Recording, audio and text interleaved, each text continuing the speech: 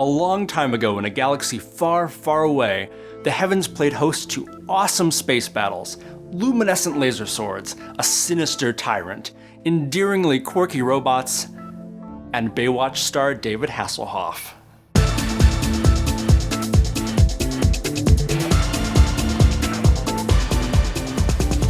A strange feeling I am getting of Deja View.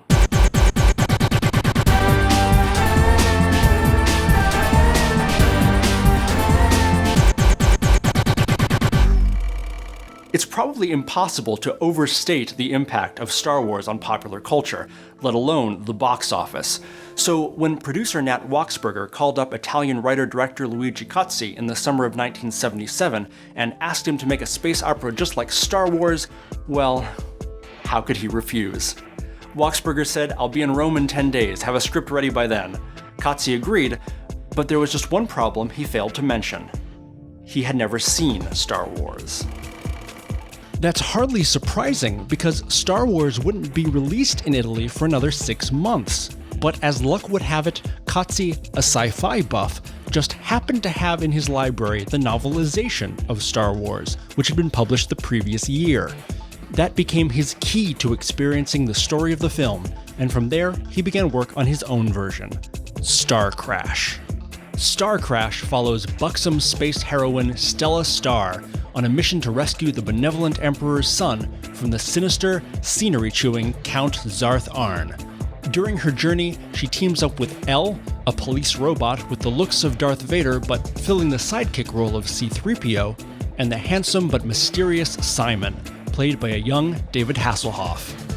All the Star Wars hallmarks are present, from massive spaceships and laser battles to lightsabers and mysterious spiritual superpowers.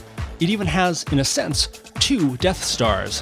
One is Count Zarth Arn's ultimate weapon, so large it takes an entire planet to conceal it, and the other is the Count's space station, an enormous claw, where the final battle takes place in a sequence echoing the climax of A New Hope.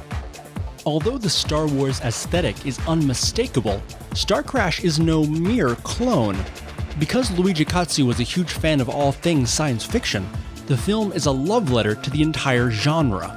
The first spaceship we see is named after favorite sci-fi author Murray Leinster.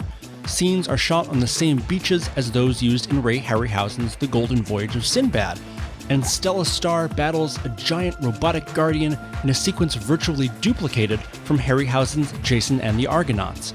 Indeed, despite the producer's mandate for a Star Wars knockoff, Cozzi conceived his movie as Sinbad on Mars.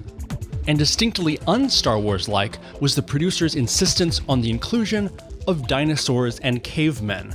This was because one of the film's backers was American International Pictures, who had just done very well at the box office with their film The Land That Time Forgot, which featured both of those elements. Thus, our heroes do face off against a horde of cavemen, but although a dinosaur sequence was filmed, it was not included in the final cut. Unfortunately, as one might expect for a 70s Italian genre picture, the budget for Starcrash was very low, and less than $30,000 was allotted for special effects. This placed an enormous burden on effects artist Armando Valcata, who had simply been shown a bootleg videotape of Star Wars and instructed to make his models look like that. He had his work cut out for him. The splashy outer space vistas were created with little more than black construction paper and colored lights. The ships were lovingly built and textured using not just pieces from model kits, but also, to save money, the plastic mold runners that hold those pieces together in the box. And everything from the dogfights in space to the battle with the giant golems were achieved using classic in-camera techniques. The production of the film was a study in adversity. The cast and crew wrestled with extreme temperatures, union strikes, and constant money troubles. During the most difficult days, wages and per diems might be paid out of the producer's own pockets, from shady suitcases of cash, or occasionally not at all. But nearly everyone stuck with the film out of passion and faith in the project, and their perseverance was rewarded with terrific box office success. Starcrash is nothing short of a marvel. Exciting, silly, beautifully shot, and filled with a joy for the genre that is positively infectious.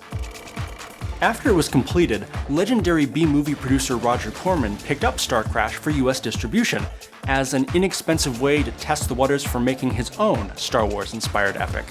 The fruit of his labors was Battle Beyond the Stars, which was itself a remake of Akira Kurosawa's The Seven Samurai. Thanks so much for watching, and may the Force be, mass times acceleration.